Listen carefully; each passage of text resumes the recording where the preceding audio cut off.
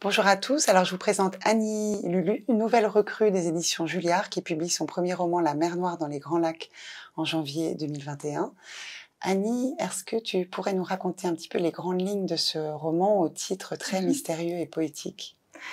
Ce roman, c'est l'histoire de Nili.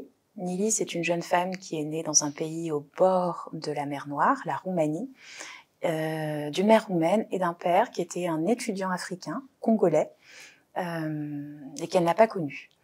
Et Nili grandit dans un environnement très refermé, très enfermé, dans l'exclusion, la discrimination, très étouffant, avec sa mère. Et elle décide un jour d'aller faire ses études, terminer ses études à Paris. Et naturellement, c'est le début d'un voyage qui va consister dans la recherche de son père et qui va aboutir à la rencontre de l'amour et la conception de l'enfant qu'elle porte, auquel elle raconte son histoire. C'est effectivement une adresse à l'enfant qui va naître, qui commence au bord d'un lac, qui est extrêmement poétique, d'une écriture vraiment magique, j'ai trouvé, et extrêmement mûre pour ton jeune âge, puisque tu n'as que 32 ans. Est-ce que tu pourrais nous parler un petit peu de l'origine de ce roman et peut-être des liens que tu partages avec ton personnage Nili? J'ai eu l'idée d'écrire ce roman il y a plusieurs années, quand j'ai quelque part trouvé la voie de Nili. Alors, on a un point commun, elle et moi, c'est qu'on est toutes les deux roumano-congolaises. Moi, je suis née à Iași, donc c'est au nord-est de la Roumanie, d'un père congolais, d'une mère roumaine et d'origine hongroise. Et Nili et moi, on a eu deux histoires radicalement différentes, puisque mes deux parents m'ont gardée et sont venus en France, et j'ai grandi dans un environnement très différent de celui qu'elle a connu. Mais elle est restée là-bas, dans une situation d'abandon, et elle a dû faire face à ce monde qui lui était hostile.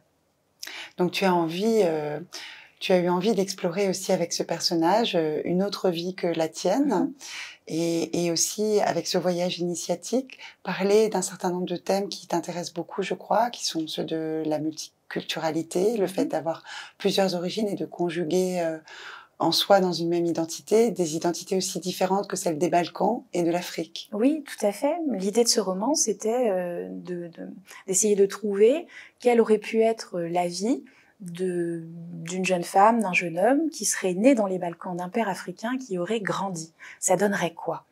C'est pas ma vie à moi, là, pour le coup. Et ce qui était intéressant d'explorer pour moi, c'était la façon dont ce personnage va apprendre à être libre, va aller en quête de sa liberté, se réaliser soi-même. Et ça passe effectivement par ce voyage, ça passe par le fait de retrouver, alors je parlerai pas de racines, mais peut-être des sources à partir desquelles elle peut se réaliser et se construire.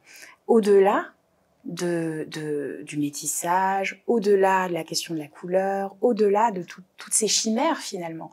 Et ce roman dit quelque part au lecteur, attention, ces choses, la couleur, le fait d'être métisse, ce n'est pas, ça n'a pas force de vérité. Ce qui a force de vérité, ce qui est réel, c'est la façon dont tu agis, la façon dont tu vas te réaliser dans ce monde, et ce que tu fais pour te trouver toi-même. C'est cela qui est réel. Et Nili, c'est son chemin finalement. Tout à fait. Merci beaucoup, Annie. Merci.